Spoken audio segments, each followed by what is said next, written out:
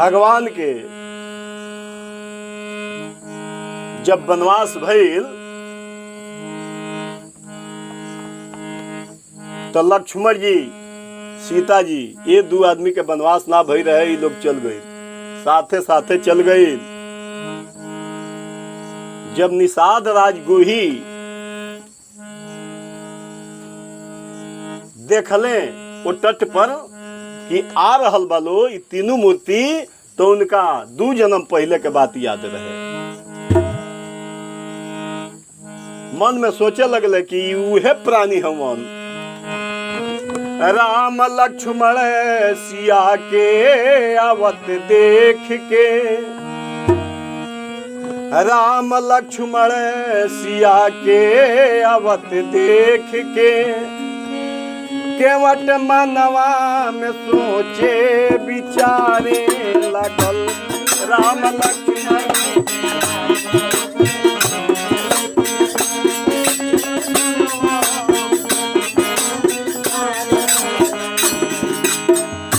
राम लक्ष्मण सीता मैया के देख के आ केवट चिन्ह गई, काहे कि वो जन्म से संबंध रखले रहे जौना बेरा केवट कछुआ के रूप में रहे।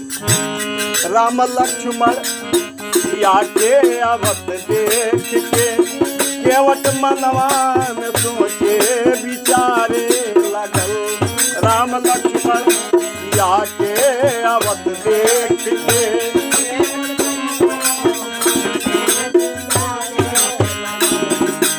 मन में सोचे लागल, विचारे लागल।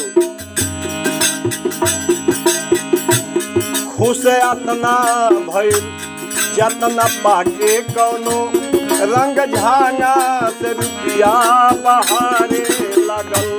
खुश अतना भइल जतना पाके कौनो, रंग झांगा से रुपया बहारे।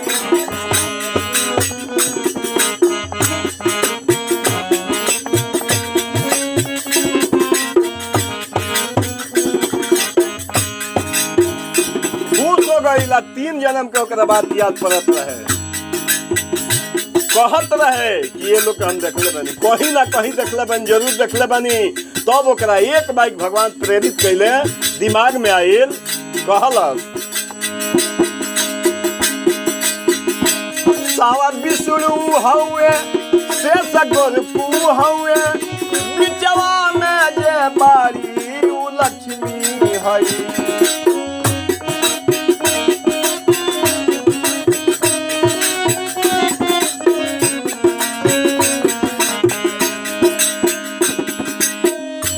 सावर विष्णु हउए शेष गोरपू हउए, बिचवा में जे बारी उ लक्ष्मी हई।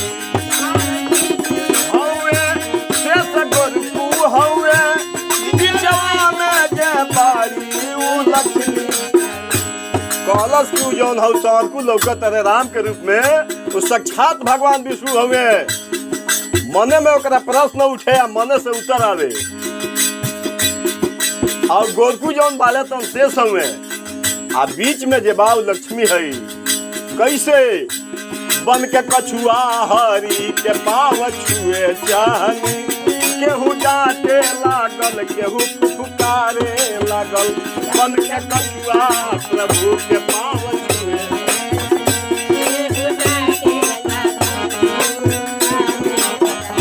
बन के कछुआ हरी के पाव छुए चाहनी, केहू डांटे लागल केहू फुफकारे लागल। बन के कछुआ प्रभु के पाव बोली।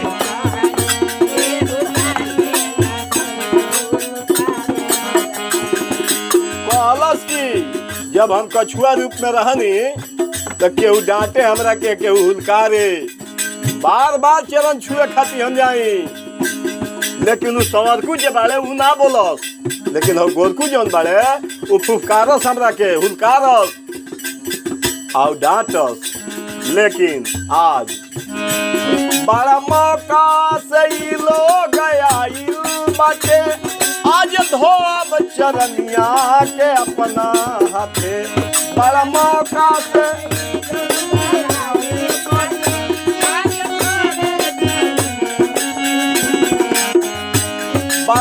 जतरा से ई लोग आइल बाटे आज धोब चरनिया के अपना हाथे बड़ा जतरा से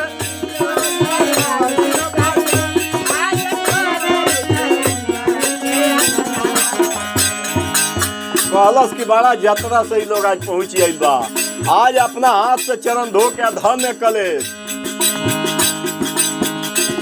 बड़ा मौका से ही लोग आइल बाटे आज धोब चरनिया के अपना हाथे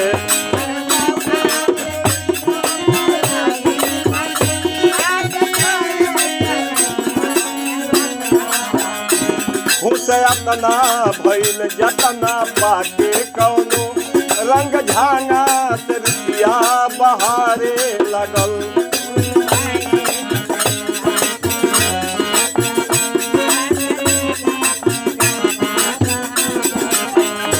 खुश अपना भइल जतना पाके कौनो रंग झांगा रुपया बहारे लगल खुश अपना भइल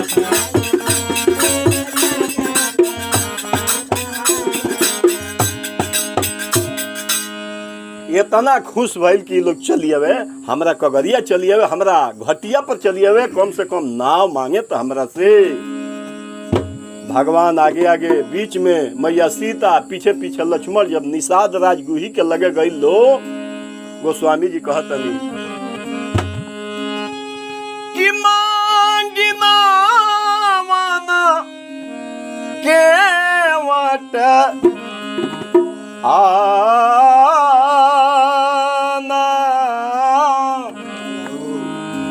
कहे वो तुम्हार मरम में कौन मरम रहे इहे मरम रहे कि ओ जन्म में हम कछुआ रहनी तो शेष हुए हुलकार देश और लक्ष्मी हमरा के हुलकार चहते लो पाँव ना छुए दे लो लेकिन आज केवट खुद कहता भगवान कहतनी कि नाव ले आवो तो केवट कहता ना ले आइबो नियरा नैया रघुरैया पैया पहिले धोआवे के परी ना ले आइबो नियरा नैया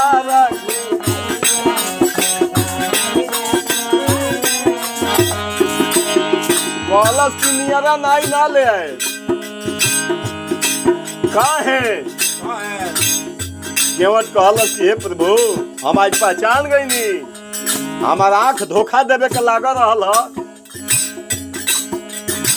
लेकिन आज हम खूब चिन्ह गई नी रउआ के नाले आइबो नियरा नैया रघुरैया पैया पहिले पखारे बराउर हम नाले आइबो नियरा नैया रघुरैया पैया पहिले धोआवे के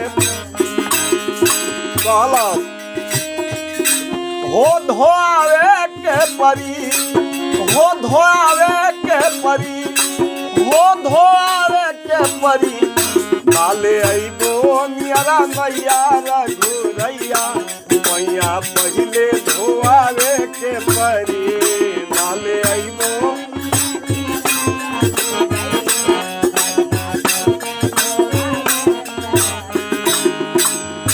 कहले भगवान की पाँव काहे धोब का बात बा का करल बा कहलस केवट की अभी तुरते घटना घटल बा हम सुन ले बनी रौरी चरनिया में जदुआ भरल बा रौरी चरनिया है रौरे चरनिया में जदुआ भरल बा रौरे चरनिया में जदुआ भरल कहलस केवट की हमरा ई नइखे बुझात कि रउआ के मदारी है कि मदनारी है हमरा समझ में नइखे आवत राउरी चरण जौन बा गोड़ जौन बा एमे जादू बा हम सुन ले बानी का सुन ले बड़ो अरे पत्थर से उहो नारी बनल बा पत्थर से उहो नारी अरे पत्थर से उहो नारी बनल बा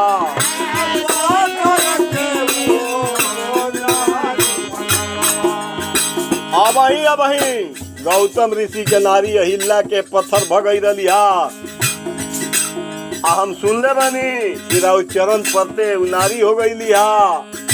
या भात सिधारी गौतम नारी गई पतिलोक आनंद भरी। आई हमरा लगे कही ना बा यदि नाव नारी बन जाए तो यही से हमारा रोजी रोटी बा धंधा बा सब चौपट हो जाई। ये से बिना धोले हम ना पार उतार सकिले। आरे पत्थर से नारी बनल बा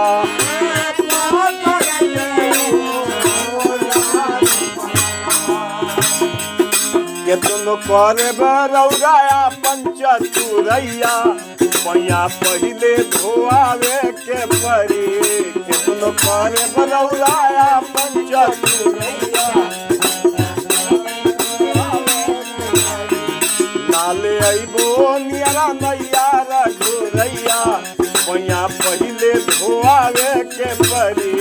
नाले अइबो नियरा नैया रघुरैया पैया पहिले धोआवे के परी। केतनो राम जी निहोरा करते लेकिन केवट आवत नहीं खन नाव लेके। लक्ष्मण जी कहले कि ली राउर भक्त इके ह अत हमर भक्त अत राउर ऐसन ऐसन भक्त समाज में बाड़े दुनिया में बाड़े कि एगो अबगे जौन बात छोड़े खातिर लेके आई रहे हाँ सुमंत जी तो रउआ निहोरा करत रहे कि लौट जाऊ लौटत ना रहे हाँ। आ एगो ऐसन भक्त बा जे रउआ बोलावत सुनत नहीं के आवत नहीं के रउआ ऐसन भक्त भेटाले। राम जी कहले कि लक्ष्मण हमार बहनी खराब हो गई बा। कोनो दुकानदार के दुकान पर रउआ चल जाए सुबह सुबह आ ओकर बहनी खराब हो जाई तो दिन भर ओकर बहनी खराब रहेला। लक्ष्मण जी कहनी कि का बात बा काहे राउर बहनी खराब बा। राम जी कहनी कि बाबूजी चक्रवर्ती सम्राट दशरथ जी मात्र हमार वनवास कैले रहनी तपस्वी भेष विशेष उदासी आ 14 वर्ष राम वनवासी। अकेले राम जी के वनवास दिले रहनी सीता जी के वनवास दिले रहनी ना लक्ष्मण जी के वनवास दिले रहनी ना। तो रउआ समन दोनों आदमी बिना जब कहले हमरा संगे ला गईनी हमार बात काट देनी तबे हम बुझ गईनी कि 14 बरिस सबे हमार बात काटी। भगवान कहनी कि धो कठौता में पानी ले आइल। अब पानी लेके आइल अब भगवान के पांव पखार के आहा भगवान के पांव पखार के नाव पर बिठावता। बहुत लीला बा उ तो पहले वो कगरी नहीं खेले जात भगवान के वही में खिलावता। लेकिन भगवान कहले कि जल्दी करो देर हो रहा बा हमरा तनियो पर जाए के बा बहुत दूर जाए के बा हमरा जल्दी करो। क्यों उतरले पार वो पार लेके गई ले। भगवान विचार करे लगनी है कि कुछ देवे के चाहिए। काहे कि हम आज तक ले केहू के रीढ़ अपना पर नहीं रख ले लेकिन भगवान के लगे कुछ रहल है ना। ये बात के सीता जी समझ गई लिहा आ उहे मुंदरी जौन बच रहल है तो सीता जी उतार के भगवान के हाथ में देनी हा। आ भगवान केवट के हाथ में जब देवे लगले हाँ तो केवट बहुत कही प्रभु लखन सिय नहीं कछु केवट ले। बार बार निहोरा कई धलो फिर निषाद राय सोचल जे ले लेवे के चाही लेके हाथ में आ पुनः वापस कैलस आ कहे लगल ह कि अरे रे ई का तू देला हो मुनरिया बबुआ पेनिला मुनरिया नहीं हम लेबई मजूरिया ना। अरे रे ई का तू देला हो मुनरिया बबुआ पेनिला मुनरिया नहीं हम लेबई मजूरिया।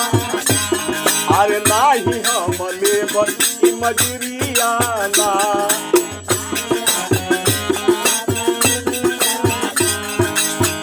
भगवान देवे लगले हाँ केवट ले लो सब फिर दे दिला सब फिर भगवान देते रहे कहता केवट की हम ना ले। अरे रे ई का तू देला हो मुनरिया बबुआ पेन्हिला मुनरिया नहीं हम लेबई मजूरिया ना अरे रे ई का तू देला हो मुनरिया बबुआ पेन्हिला मुनरिया नहीं हम लेबई अरे नाही हम लेबई मजूरिया ना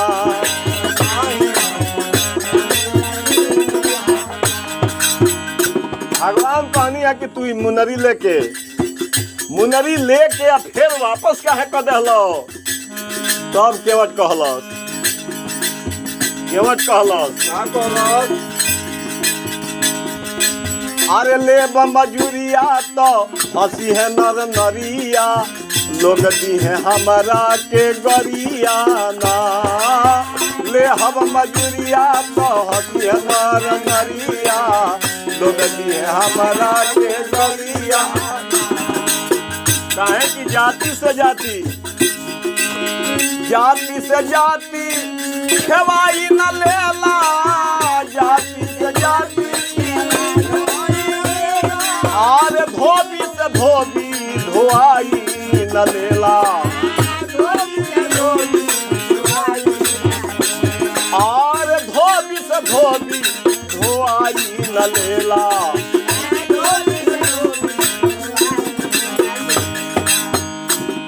आरे लेब मजूरिया तो हंसी है नर नरिया लोग दी है हमारा के गरिया ना ले हम मजूरिया तो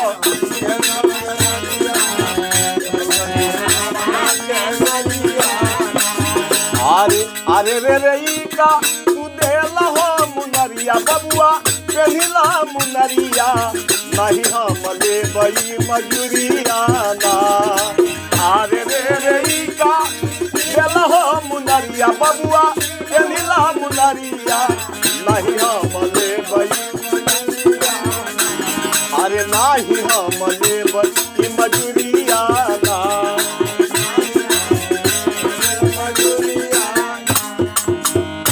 ई मजूरी हमरा ना चाही भगवान कहले कि काहे कहलस केवट की बनवासी हो गइल बड़ा दर दर के ठोकर खा रहल बड़ा घर से निकाल दिहल गइल बड़ा ऐसे ई हमरा ना चाही ई बताओ कि एकरा पहले तहार के गोड़ धोले रहे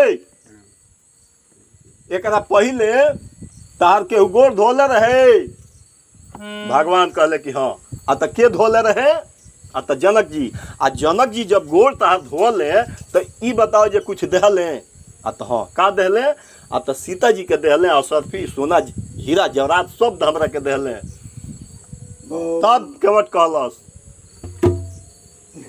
तब केवट कहलस कि प्रभु जब जब जे राहुल गोड़ धोले बा कुछ ना कुछ देले बा बर्मा जी राहुल गोड़ धोले वह अपन बेटी असरफी जवरात रहुआ के दान कैले जनक जी भी दान कैले तो लोग कुछ ना कुछ दिहल हम कितना भागा बानी की राहुल गोड़ धोतनी अरे वह घर से खेदा गइल बनी मात्र रहुआ लगे एगो अंगूठी बा मुंदरी और ओकरा के हम ले ली तो हमरा ऐसा भागा के हुए संसार में होई का जी हमरा ऐसा भागा के होई ये से ना ले भगवान के बात सुन के आंसू आ गई आँख में कहनी भगवान कि 2 जन्म से यो पद पावे के हमार पद पावे के सोचता बेचारा जरूर दे भगवान कहले कि कान खोल के सुन ल केवट तू काठ के कठरा में हमार गोड़ धोल हो एगो ऐसा समय आई कि सोना के कठरा में तार गोड़ धोब तू हमार गोड़ धोल हो तो मात्र अपना खाली पट्टीदारी अपना घर में बटल हो लेकिन तहार जहिया गोड़ धोए तो यह पूरा ब्रह्मांड में तार चरण छिटवाए अब भगवान कहले कि हमरे दिहला मरी हमरे के देत बाड़ा अरे हम देहनी अबे तू लौटा देहलो अंतर का रह गई हमरे देहला मरी हमरे के देत बाड़ा अरे रही जाई जग में निसनिया भैया जी, रही जाई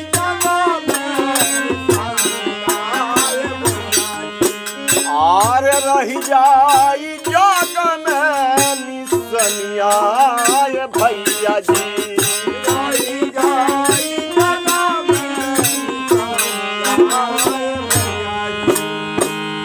अरे हमरे ये अंगूठी आ फिर हमरे के लौटा देता रहो, लेकिन कान खोल के सुन लो। कृष्ण सुदामा के मिलन होई है गुरु घरवा, कृष्ण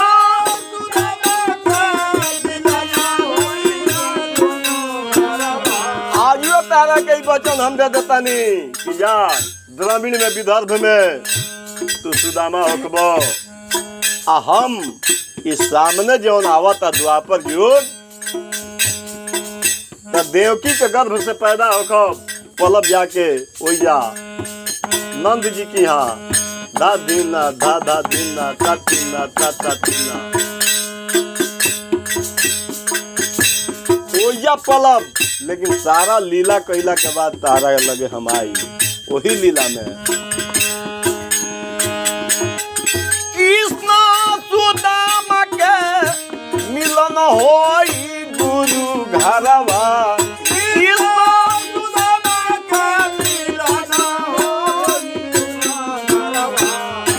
हिरानंद गाई है कहानिया भैया जी, हिरानंद गाई है यो, अरे हिरानंद गाई है कहानिया भैया जी, हिरानंद गाई है कहानिया भैया जी। धीरे धीरे उस समय आइल, त्रेता बीतल, द्वापर आइल, भगवान के अवतार भइल द्रविड़ देश में विदर्भ में। सुदामा जी जन्म लेले, कृष्ण जी एजा गोकुला मथुरा में। लेकिन वो समय ये व्यवस्था रहे कि जब लड़का के नामकरण संस्कार वगैरह हो जाए, जब वो पवित्र संस्कार हो जाए तो ओकरा बाद गुरुकुल में ओकरा के डाल दिया जाए। वो या गुरु के घर में पढ़े खातिर दोनों आदमी आइल बड़े। ब्रह्म ज्ञान के पढ़ैया बा गुरु के घरवा में। ब्रह्म ज्ञान है कुल कखा कखा अंगली आधार बुढ़िया के टंगरी वाला बात ना रहे। ब्रह्म ज्ञान पढ़ाओ जाओ, जेकरा के पढ़ा दिया जाओ, ओकरा बाद कोनो ज्ञान के जरूरते ना रहे। गुरु के घरवा में हो, गुरु के घरवा में हो, गुरु के घरवा में ब्रह्म ज्ञान के पढ़ैया बा गुरु के घरवा में।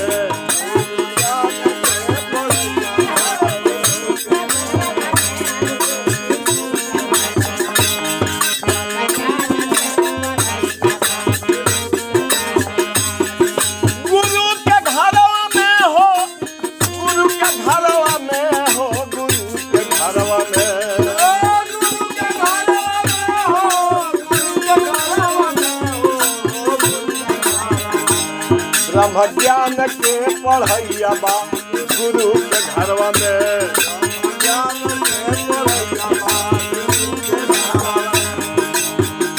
ब्रह्म ज्ञान के पढ़ाई कहाँ से होके? 6 गो शास्त्र होला, 4 गो वेद के सब के नाम रटले बा, 18 गो पुराण के नाम लोग रटले बा। लेकिन शास्त्र पूछ दिया जाए तो बहुत कमे लोग जानता। सांख्य योग, कर्म योग, मीमांसा, न्याय, ये शास्त्र के नाम हो, वह पढ़ाई होते रहे। सांख्य योग, कर्म योग शिक्षा दिया था, सांख्य योग, कर्म योग शिक्षा दिया था, सांख्य योग, कर्म योग शिक्षा दिया था, सांख्य योग योग के प्रयोग लोग ध्यान में समाता।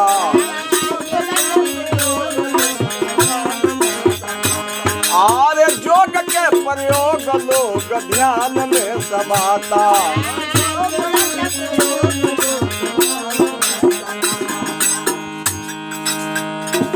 ब्रह्म ज्ञान पढ़ाओ जाए, लेकिन अब वही सुदामा जी के कृष्ण जी के कोनो परिचय नहीं है, मिटाई नहीं है।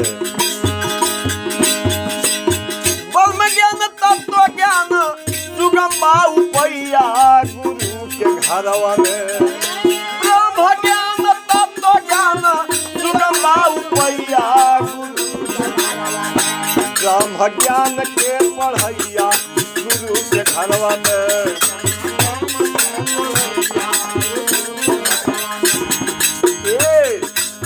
वही जग सुदामा जी से कृष्ण भगवान कहते रहे कि भैया तार घर कहाँ। कहले कि द्रविड़ बाप के कहना हुआ तो शिव शर्मा आज हमार संगतिया बन जा। भगवान कहले, लेकिन वो गुरुकुल में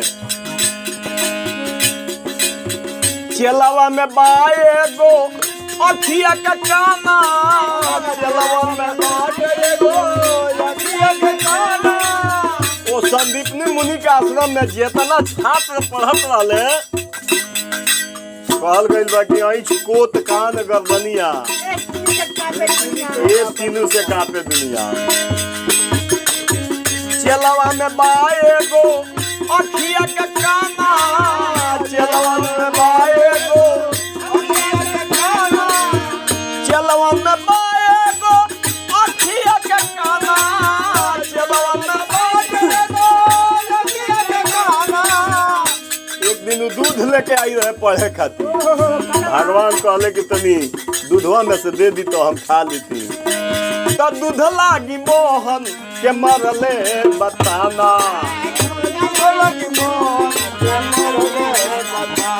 और दूध लागी मोहन के मरले बताना।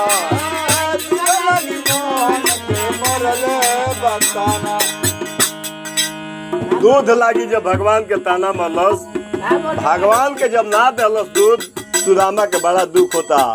कहले कि भैया हम खोज के दूध ले आए कन्हैया तारा खातिर। यही जैसा बढ़ता दुनू के मितैया गुरु के घरवा में।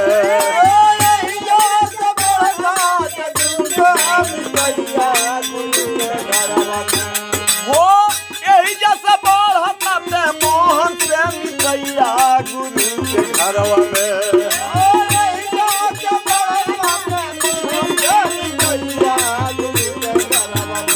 ब्रह्म ज्ञान के पढ़ैया बा गुरु के घरवा में। ओ ब्रह्म ज्ञान के पढ़ैया बा गुरु के घरवा में।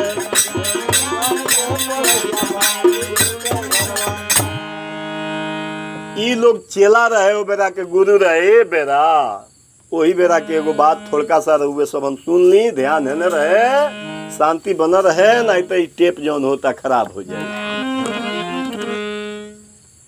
एगो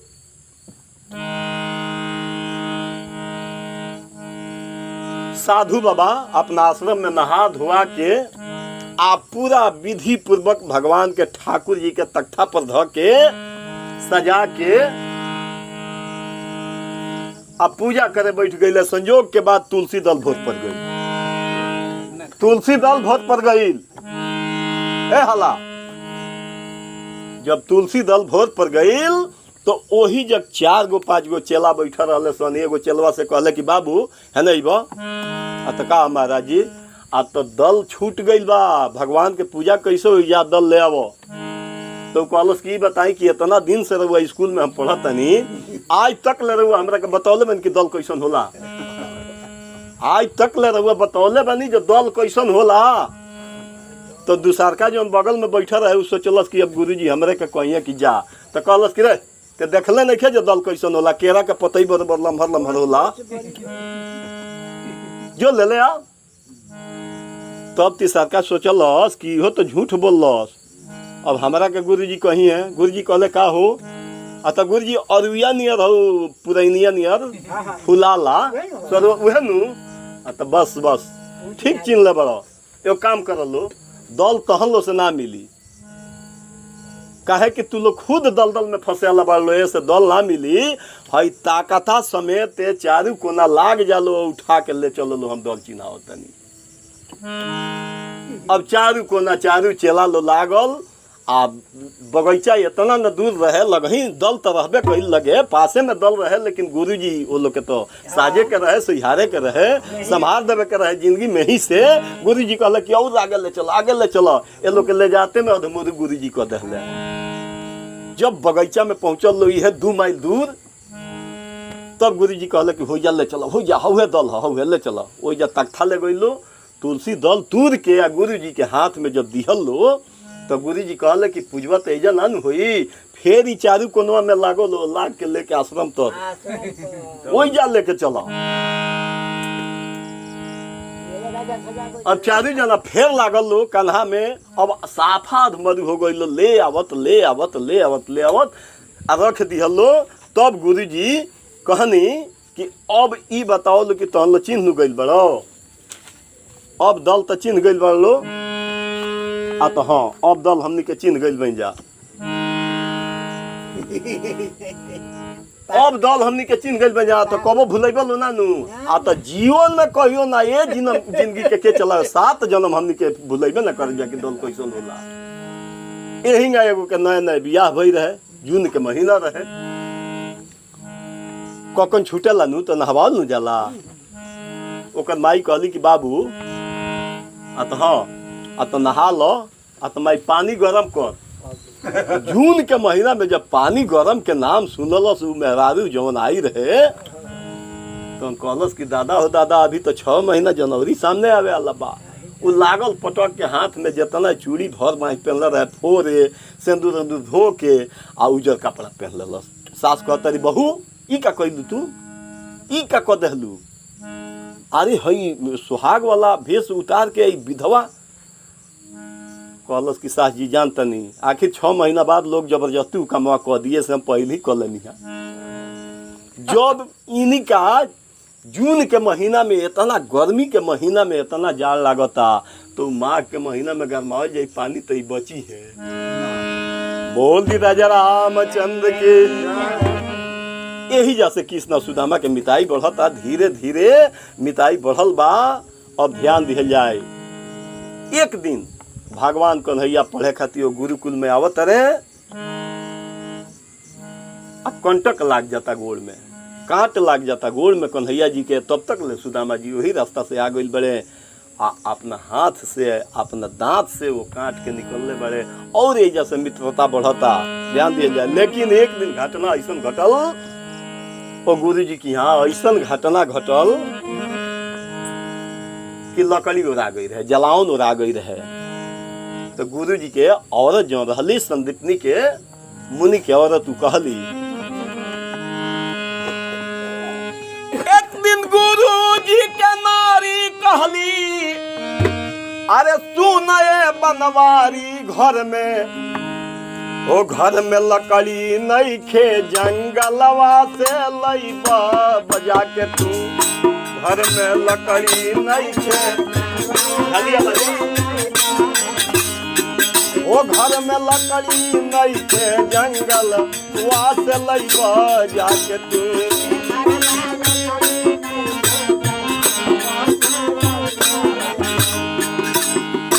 ए बाबू, संध्या के लकड़ी नहीं खो, जाके तनी जंगल से लकड़ी लेके आवलो, काहे कि भोजन कहाँ से बनी। माई सुदामा के बोला के एक मुठा चाना देहली ला के, माई सुदामा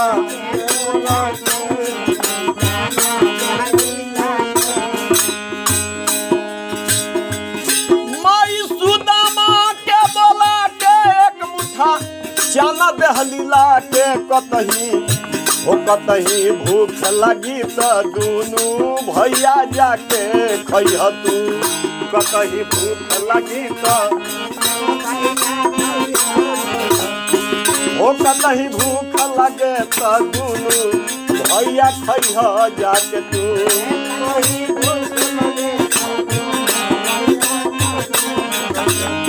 वो कतही भूख लगे त दुनू भैया खइह जाके तू।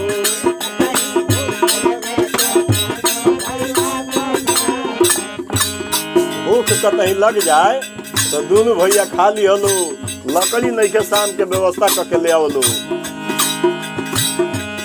चलले हाथ में हाथ मिलाई कहले मोहन से जदुराई, चलले हाथ में हाथ मिलाई मोहन से जदुराई।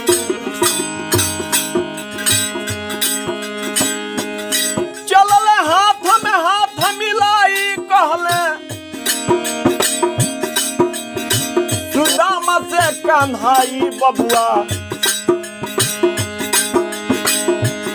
चलले हाथ में हाथ मिलाई कहले सुदामा से कन्हाई। आज से ओ आज से ध्यान में रखिए हमरा के ना भूलई भैया तू। आज से ध्यान में रखिए हमरा के ना भूलई। ओ कतही भूख लगे त दुनू भैया खइह जाके तू।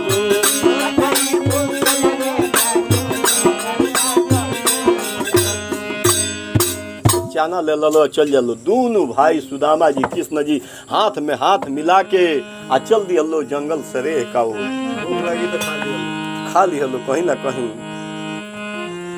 चार मुठा चाना बा, मात्र चारे मुठा चाना रहे संदीपनी के औरत देले रहली। गुरु माता जंगल में चल गई लो, एगो सूखल गाछ देखल लो। भगवान कन्हैया कहले कि भैया चढ़ ना काट ना, तो भैया हम चढ़ ही लेना। भगवान कन्हैया चढ़ गईले वो गाछ पर कुल्हाड़ी लेके आ काटे लगले ठुकुर ठुकुर लकड़ी। सुदामा जी के मन में जा थोड़का पाप आ गई। कहले कि ये चनवा में से भैया उतरी हैं कृष्ण भैया तो आधा बांट के देवे के पड़ी। ऐसे काहे न तनी दूध मुठा खा ली, हमारे इतना अधिकार रही। तो चार मुठा चाना बा सुदामा जी चबावेले और मुहवा में डाली मुँह धीरे से चलावेले। मुंह में डाल के धीरे से मुंह जब चलावे लगले तो भगवान कन्हैया कहले कि सुदामा भैया का खाता रहो, कुछ खाता रखा अपना अपने ठंडा से बरखा ही रहे। ठंडा से दांत कटर कटर बाजो तारा खाई सुनाता झूठ बोलता रही। तय अपन आगे मोहन जी के अरे भूख ना देखात बाटे। अरे दुख के कहानी कुछ कहलो न जात बाटे। सही कहल जाला ई पेट ऐसा अधम है कि अपना आगे दूसरा के भूख ना लौकेला। लोग इस संसार में बुझला कि हम खा लेनी तो पूरा विश्व खा ले हम, लेकिन ई बात ना हो। काहे कि सुमति कुमति सबके रही, जहाँ सुमति तहाँ संपत्ति नाना, जहाँ विपत्ति कुमति तहाँ विपत्ति निधाना, दोनों संग ही बा। लवकाया जोर में मुरारियों ने ताकत बाड़े। आर भैया कुछ खात बाड़े मन मन भाखतारे। भैया कुछ खात बाड़े आर भैया कुछ खात बाड़े मन मन भाखतारे।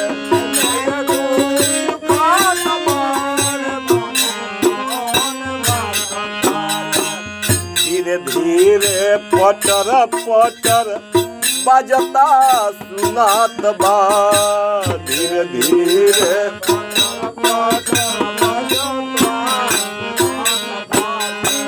दुख के कहानी कुछ कहलो न जात बाटे।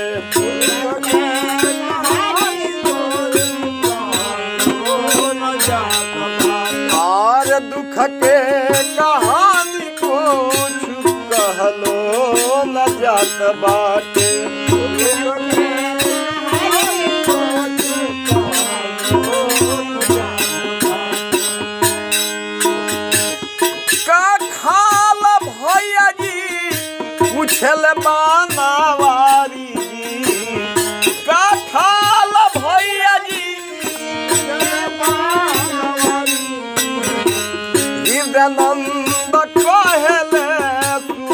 जी बिचारी जी।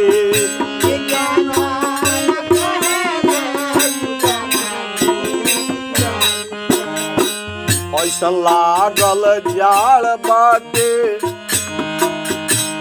ऐसन लागल जाड़ बाटे, बाजत दांत बाटे। ऐसन लागल जाड़ बाटे, बाजत मोर दांत। अरे दुख के कहानी कुछ कहलो न जात बाटे। दुख के अरे दुख के कहानी कुछ कहलो न जात बाटे।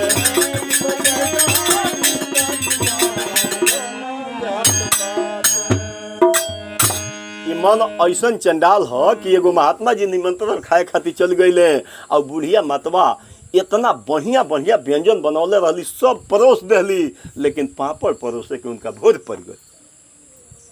अब बाबा कबो भोजनिया का ताकस, कबो पपड़वा का ताकस, कबो भोजनिया का ताकस, कबो पपड़वा का ताकस कि कब आवेला कब आवेला कब आवेला। लेकिन संजोग ऐसा रहे कि बुढ़िया के पापड़ परोसे के भोज पड़ गई। बुढ़िया कहली कि बाबा हाथ जोड़ के खाद कहने की पाई प्रसाद पाई। बाबा कहले कि मतवा एगो बात याद पड़ता तका आ तो बड़ा संजोग बा, भगवान के कृपा बा कि रहुआ कि हम आ गईनी। आ तो काहे बाबा काहे ऐसा बात कहतनी? आ तो बात बा आ तो का आ तो रास्ता में इतना बढ़न एगो सांप देखनी है जवना के जवाब ना। आ तो कितने बड़ा रहला, आ तो ज्यादा बढ़ के ना रहला, एजा से पपाड़वा आ तो बाघ महाराज तो परोसही के भोर पर गई। तो इशारा से बहुत बहुत काम हो जाला। इशारा से चहले सुदामा जी निकल जाए के, लेकिन भगवान के सामने अरे उनके तेज नजर से बंदे कोई नहीं बच पाता। मेरे मालिक के हो मेरे प्रभु के दरबार में सबका जीवन खाता। सब कर ये बात के लिखल विवाह कि गुरु संग कपट मित्र संग चोरी, आ की होई निर्धन की होई कोई। इहे कारण रहे कि इधर कृष्ण जी हुए द्वारिकापुरी महीपाल, आ हुए सुदामा कपट से द्रविड़ देश कंगाल। लेकिन एगो बात अपने सबन ध्यान में रखी, जहाँ मिताई बढ़ रहे जौना जंगल में सीरियल रहुआ टीवी में देखब, वही जब कन्हैया जी ले आके छोड़ले बड़े। भगवान ये सिद्ध कर दिले कि देख तोरा के जहाँ से ले आइल बनी तो हमें ले जाके हम छोड़त नहीं। अब ऐसा स्थिति आ गई वो सुदामा जी की, यहाँ ऐसा स्थिति आ गई, शादी विवाह सब हो गई, संगतिया छूट गईले। लेकिन धीरे धीरे ऐसा दयनीय स्थिति हो गई, ऐसा गरीबी छा गई कि ए बेरा मांग के ले आओ तो बेरा वो राजा वो बेरा खोजे के पड़े।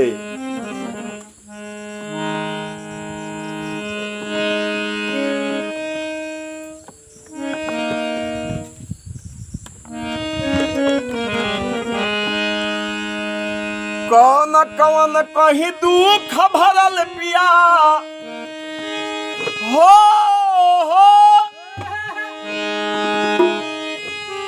अरे कौन कौन कहीं दुख भरल पिया, आपन प्रेम कहानी रउआ मानी चाहे मत मानी।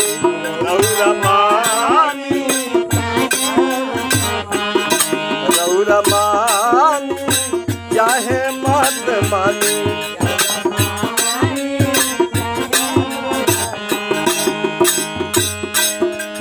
कौन कौन कहीं दुख भरल पिया, आपन प्रेम कहानी रउआ मानी चाहे मत मानी।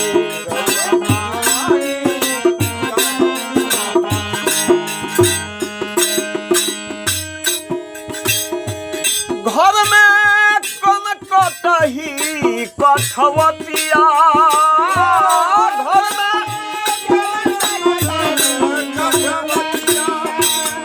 कहली कि हे सरकार रउआ घर में जहिया से आइल बनी ई कन कटही कठवत आ कन कटही बतुली से सहमत है के छुटत घर में कन कटही कठवतिया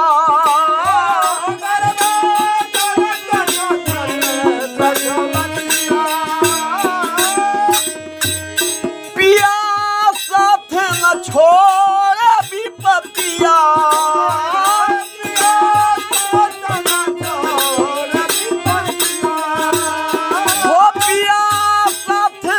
छोड़े विपतिया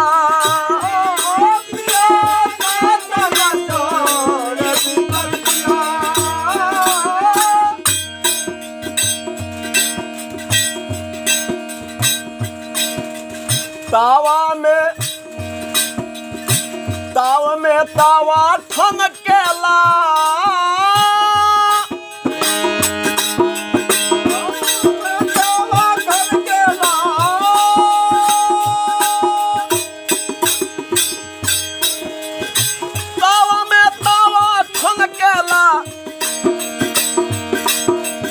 निभावे जिंदगानी रउआ मानी चाहे मत मानी रउआ मानी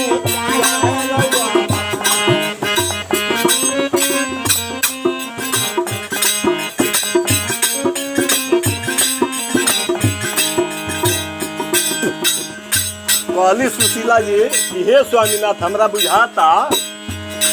हमरा बुझाता कि कन कटही कठोर से साथ ना छूटी कन कटही बटुली से साथ ना छूटी काहे कि तावा तपावता आई निभावता तावा में तवा तपावे निभावे जिंदगानी रउआ मानी चाहे मत मानी रउआ मानी रउआ मानी चाहे मत मानी कहली कि हे स्वामीनाथ अब दुख सहल नहीं जाइए कौआ कुकुरा औरी बिलरिया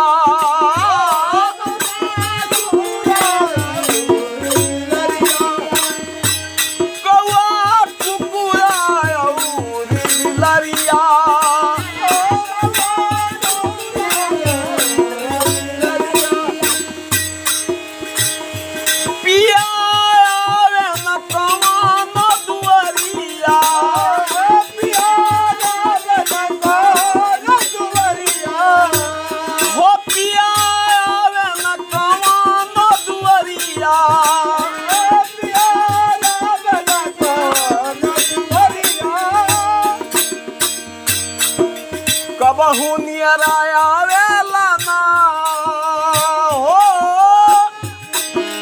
कबहू नियराया वेला ना हो कबहू नियराया वेला ना ही त कुटुंब मित्र साथी रउआ मानी चाहे मत मानी रउआ मानी चाहे मत मानी कहली कि जब से हमनी के स्थिति भइल हो तब से हित मित कुटुंब केहू घरे हमनी के आवत नहीं थे केहू नहीं खे आवत तनवे ना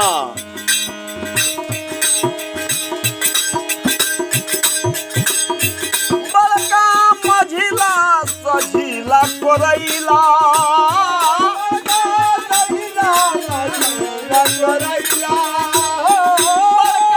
मझिला सझिला कोरैला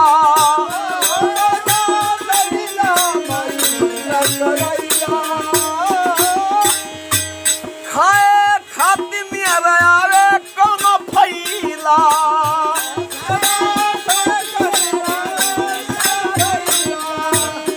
खाए खातिर आवे नियरा कोनो फैला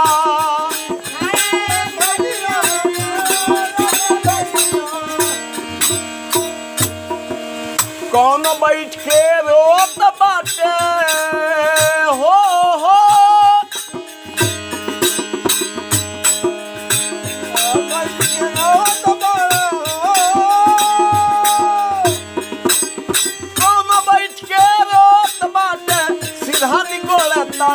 रौरा मानी चाहे मत मानी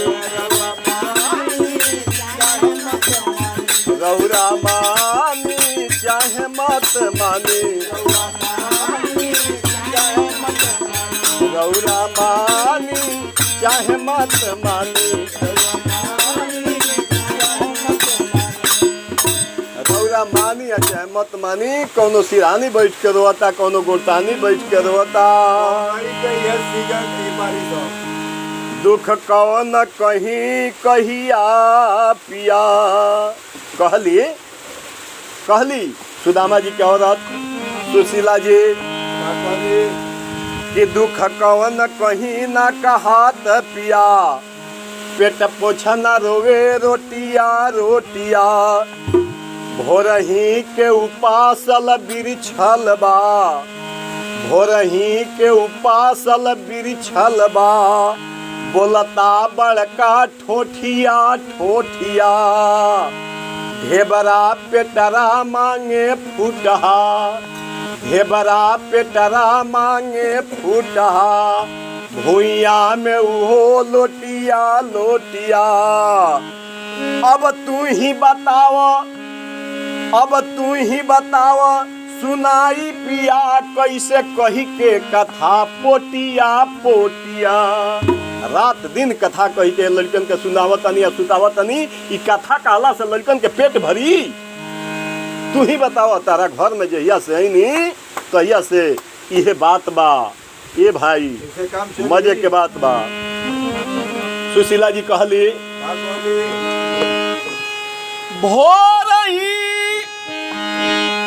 के खइले लाला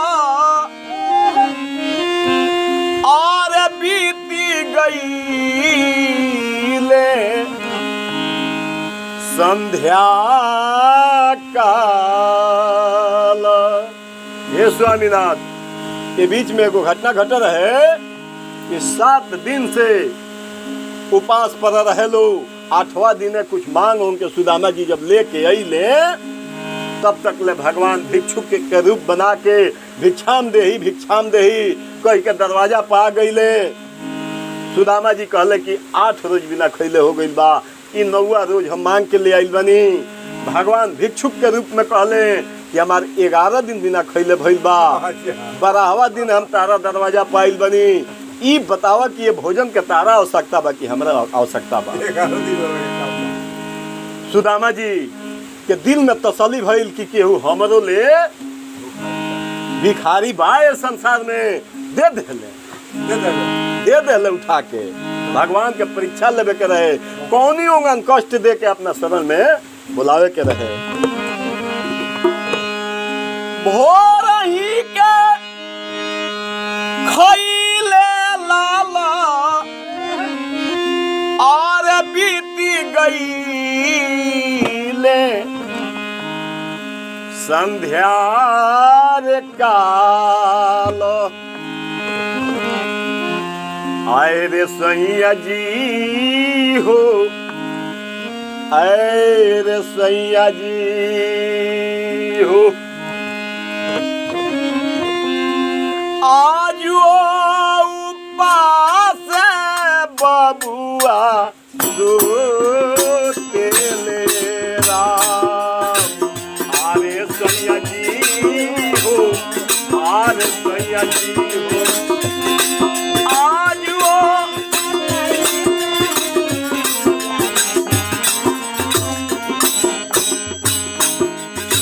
आरे सैया जी हो आरे सैया जी हो आज उपास बबुआ रोते लाए राम। आरे सैया जी हो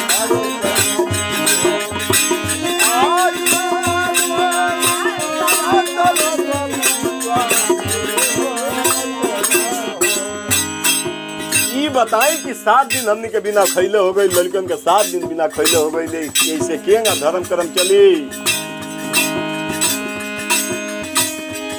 खैले बारे बासी भात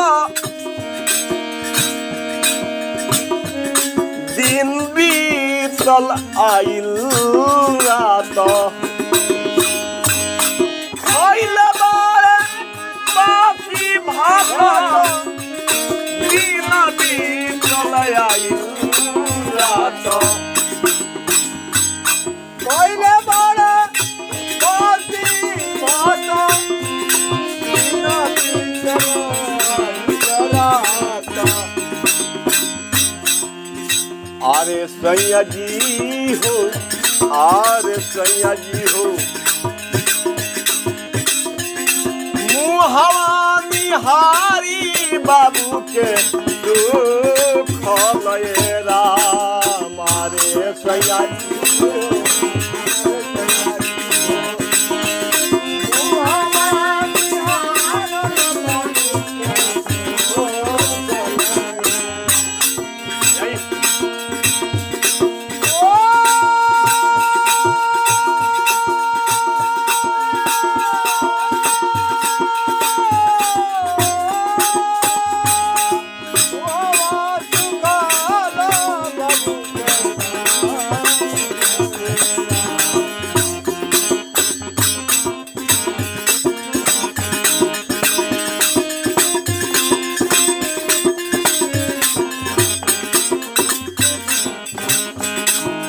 ये स्वामीनाथ हम सुनले बानी कि बचपन के संगतिया रहुआ भगवान कृष्ण में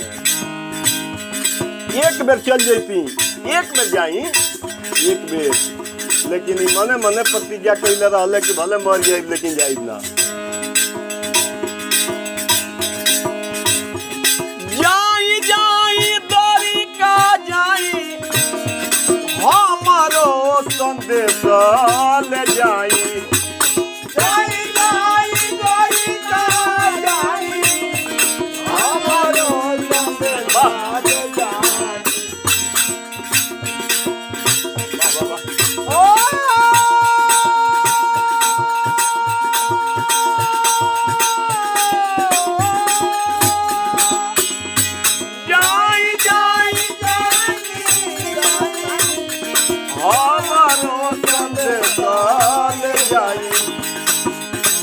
अरे सैया जी हो अरे सैया जी हो हरि के चरण में दुखावा भागे लाए राम अरे सैया जी हो अरे सैया जी हो हरि के चरण में दुखावा भागे लाए राम इतना नानी होरा कैली पाँव पड़ली प्रार्थना कैली रोली दिलखली कहस कि कहीं और भेज दो लेकिन ओइजा मत भेजो ओइजा हम ना जा सकिले ओइजा मत भेजो तब अपना पत्नी के आग्रह बर्दाश्त ना करे पौले सुदामा जी तब सुदामा जी का कहले हो